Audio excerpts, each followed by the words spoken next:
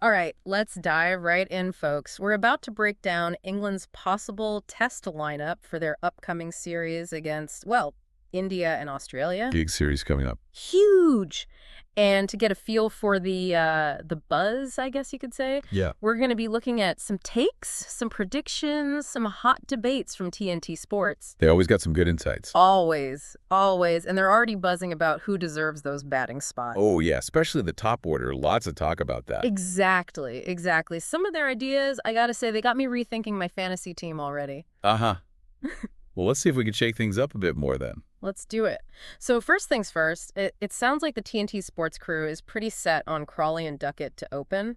Yeah, I mean, those two seem like locks at this point. No real debate there. Right. It's like, okay, that's settled. But then it gets interesting. The number 3 spot, Now, that's where the real intrigue is. isn't it? It sounds like it's down to Ollie Pope, who's had that position, but maybe hasn't completely, owned it. Right. And then there's Jacob Bethell, who's this kind of rising star. Everyone's talking about him. Oh, yeah, he's making a real name for himself. He is. So what do you think? Is Pope really in danger of losing his spot? He's got the experience, right? But maybe not the consistency. It's a tough one, Pope definitely knows what it's like to be under the microscope at the international level. But then you look at Bethel's numbers in county cricket. Yeah. They're hard to ignore. Remember that 150 he blasted against Yorkshire? Off just 90 balls. Oh, yeah, that was insane. Insane. That's the kind of fearless batting England seems to be looking for these days. I see what you mean. It feels like the selectors are all about baseball, that aggressive, no-holds-barred style. Absolutely. They want players who are going to take the game to the opposition. Exactly. But could Bethel's lack of experience, specifically at number 3 for Warwickshire, hurt his chances? I mean, he hasn't really been batting in that spot consistently at the county level. That's the big question, isn't it? County performance usually plays a big role in these decisions. It's like, if he's not batting at 3 for his county, is he really ready for that role against India's bowlers? Makes you think. Really underscores how important county cricket is. It's not just some, sideshow, No, right. It's where England really gets to see who can handle the pressure and who's got what it takes. Totally, totally. But while we're talking about experience, there's one guy everyone seems to agree on. Joe Root. Oh, yeah. Root is the anchor at number 4. No question. I mean, the TNT Sports guys, they didn't even discuss his position. Like it's a given. It is. It's like saying, well, the sky's blue. It's just a fact at this point. Uh-huh. Pretty much. But speaking of obvious picks, Jamie Smith is back, which means he's probably slotting right back into number 6. They called it a no-brainer on TNT Sports. And honestly, I'm right there with them. Yeah, Smith's return is huge. He brings so much to the table, adds a lot of depth to that middle order. Oh, absolutely. And then, of course, you can't forget about Ben Stokes at number 7. Talk about a game changer. Right. Stokes is just like this force of nature. He is. Every time he steps onto that field, he's going to give it everything he's got. 110%. Every single time. Every single time. But then things get a little tricky when you start thinking about the wicket-keeper situation. Yeah, with Smith back in the picture, he'll most likely be back behind the stumps. Yeah. Which makes sense. Makes sense. I mean, Ollie Pope did a great job filling in, but Smith's experience, his all-around skills, he's probably the better long-term choice. Definitely. And it allows Pope to just focus on his batting. Right, which is where he really shines. All right, let's move on to the bowling attack, because things got pretty heated on TNT Sports when they started comparing Chris Woakes and Bryden Carse. Oh, yeah. Especially in the context of those English conditions against India. Right, that's where it gets really interesting. Definitely. So Woakes, his record in England, it's tough to argue with. It's phenomenal. He's proven himself time and time again. He has, and that ability to swing the ball in home conditions, it makes him such a threat. For sure. But then you've got Carsey, who brings a whole other set of skills. Yeah, he's got that raw pace. That can really unsettle a batsman. It's not just about speed. It's like that feeling you get when someone's bowling absolute fire. Exactly. It gets in your head. So how do you choose between that experience, that reliability of Woakes, and the surprise factor of Carse? It's a tough one. Woakes, he's the steady hand. He builds pressure, wears down the batsman. And then you have Carse, who could be a real wild card, especially if India's batsmen aren't ready for that extra speed. Oh, good point. If they're used to facing a certain type of bowler, someone like Carsey could really throw them off. Absolutely. It's all about disrupting their rhythm, making them uncomfortable. And then there's the possibility of Jofra Archer coming back into the picture. Now that would be a game changer. Wouldn't it? I mean, even if he's not fully back to form, Just the idea of Archer running in and bowling those rockets? It's enough to make any Gatsman nervous. No doubt. But we have to be realistic, right? He's been out for a while.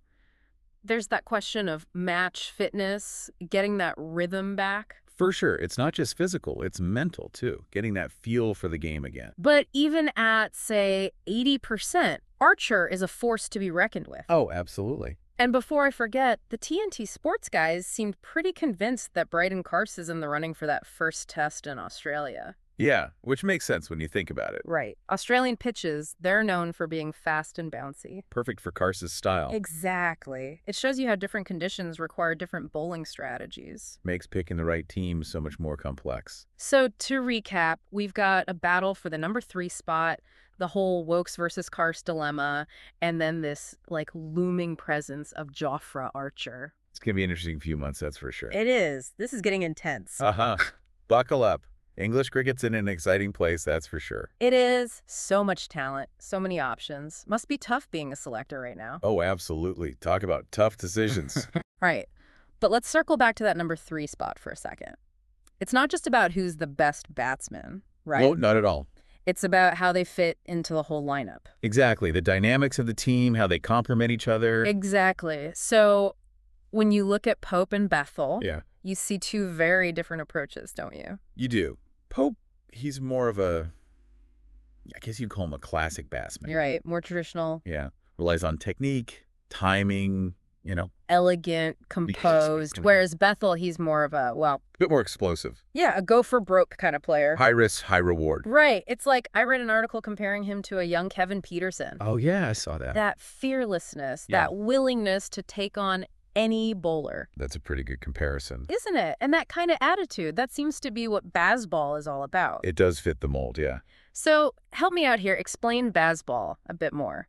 It's more than just hitting sixes every ball, right? It is. It is. It's not about being reckless. It's more like a shift in mindset.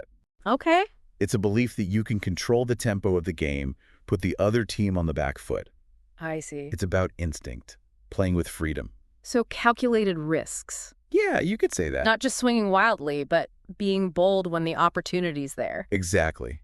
And that's where someone like Bethell, he really fits in. He does, but part of me still thinks the selectors might lean towards Pope's experience. Yeah, especially for a big series like this one. Right. India, Australia, those aren't easy opponents. No, they're not. So it's like, do you go with experience or potential? That is the $1 million quotient. It's a tough one. It is. It is. But let's shift gears for a minute, talk about that bowling attack. All right. I'm still fascinated by this Wokes versus Karst debate. Yeah, it's an interesting one for sure. What makes them such compelling choices, What are we really looking at here? Well, each brings something unique to the table. Wokes, as we said, he's Mr. Reliable. Right, the steady Eddie. He just finds that perfect line and length, Okay. especially in England. And he can move the ball both ways, which is huge. Oh, yeah. Keeps the batsman guessing constantly. He's like the metronome, keeps the pressure on, wears him down. Precisely. And then you've got Karst, who's all about raw pace and that element of surprise. Right, like a bolt from the blue. He can really change the game in and over. And remember, India, they haven't faced a lot of genuine pace lately. That's a good point. So Karst could be a real handful for them. No doubt about it.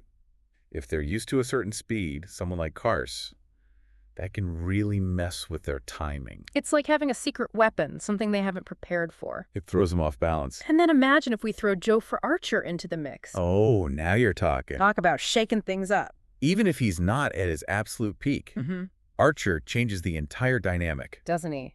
One of the most feared bowlers in the world, and for good reason. Pace, accuracy, movement, he's got it all. But it's a gamble, isn't it? He's been out for so long. There's that risk, definitely. Can he stay fit? Can he bowl at his best? A lot of questions. It's a calculated risk, but if it pays off... Oh, the rewards could be massive. Imagine Archer, Wokes, maybe even Karst, all firing at the same time. That's a scary thought for any batting lineup. Oh, absolutely.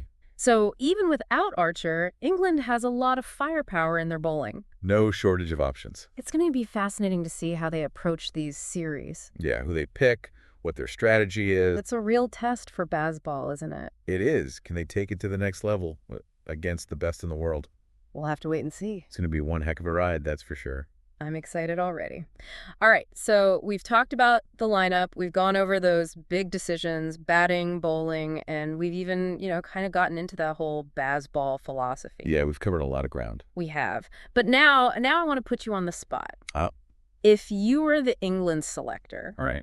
what would your lineup look like? Let's start with that number 3 spot, the big one. Okay. Pope or Bethell? You're really making me choose, huh?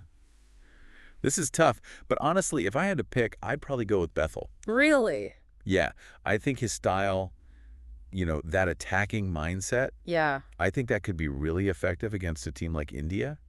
Interesting. I think he could really unsettle their bowlers and, set the tone for England's innings. So you're going all in on baseball then? I guess I am. Bold choice. Going with the young gun over the veteran? Sometimes you got to take risks, right? I like it. All right, what about the bowling attack? First test against India. Who gets your nod? Works or Karse? That one's a bit easier for me. I'd have to go with Wokes. Wokes, yeah. His record in England is just too good to ignore. And that swing. Yeah, he's a master of swing. Exactly. I think he's the kind of bowler who can just consistently take wickets and keep the pressure on India. So you're going for the safe bet, the proven performer? In this case, yeah. Wokes the guy you can rely on. Makes sense. Although, part of me is still intrigued by Karse, that pace. Oh, I get it. Of course, it's exciting. He is. It's like you could throw him in there just to shake things up a bit. Totally. And you never know, if the pitch is playing fast, Yeah. he might get the call.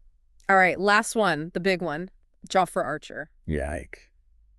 If he's fit, is there any question he's in your team? No question at all. Right. Archer is a game changer, period. Mm.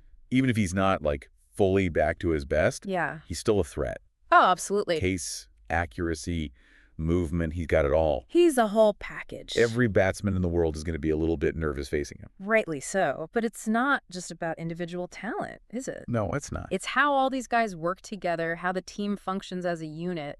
It's all about finding that balance, Yeah. experience in youth, aggression and control, Right. and creating an environment where players can just go out there and play their game. That's what baseball is all about, right? Giving them that freedom. Yeah, that's the idea. It's been awesome, diving into all this, trying to figure out what England might do. It's fun to speculate. It is. But at the end of the day, it's the selector's call.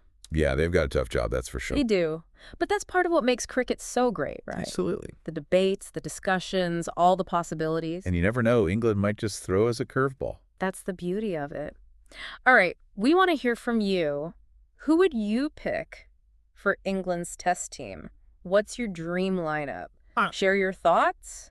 Join the conversation. Let's keep this going. Yeah, let's hear those opinions. And as the series get underway, remember, just enjoy the ride. This is going to be some epic cricket. Oh, yeah. Can't wait to see how it all unfolds. That's it for our deep dive into England's test lineup. Hope you enjoyed it. We hope you got some insights, maybe learned a thing or two. Keep those cricketing brains working. Because the game is always changing. Always. Thanks for listening, and we'll catch you on our next deep dive. See you then.